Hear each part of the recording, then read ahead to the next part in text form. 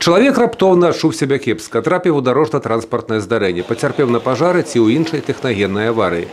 І яму неабходна тэрміновая першая медыцынская дапамога.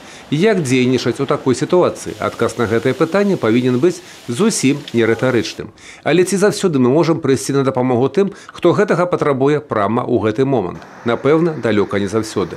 Узровень падрыхтоўкі грамадзян у нашым грамадстве па аказанні такой дапамогі даволі нізкі.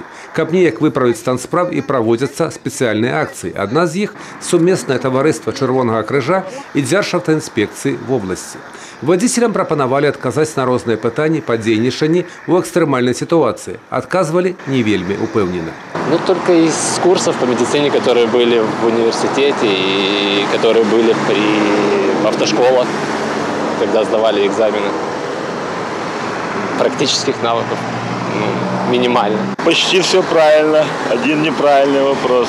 Это самое главное в таких ситуациях, когда происходит какое-то дорожное происшествие, оказать помощь, в первую очередь помощь. Если, как говорится, на месте нельзя срочно вызвать, наверное, скорую помощь медицинских работников.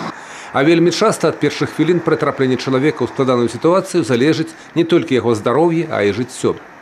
20% летальных исходов можно было бы избежать, как говорит статистика мировая, если бы была вовремя правильно оказана первая помощь. Толькі з пачатку года на дарогах вобласці адбылося звыш 300 дорожно-транспортных здарэнняў, у якіх 58 чалавек загинули, 356 атрымалі травмы рознай ступені цяжкасці. Проведением такого мероприятия, когда представители Красного Креста рассказывают водителям, как необходимо вести себя в случае дорожно-транспортного происшествия, раздают тематические буклеты, где расписан алгоритм действий водителя в случае дорожно-транспортного происшествия и оказания первой доврачебной помощи пострадавшему, возможно, приведут к тому, что наши водители смогут вовремя оказать доврачебную помощь.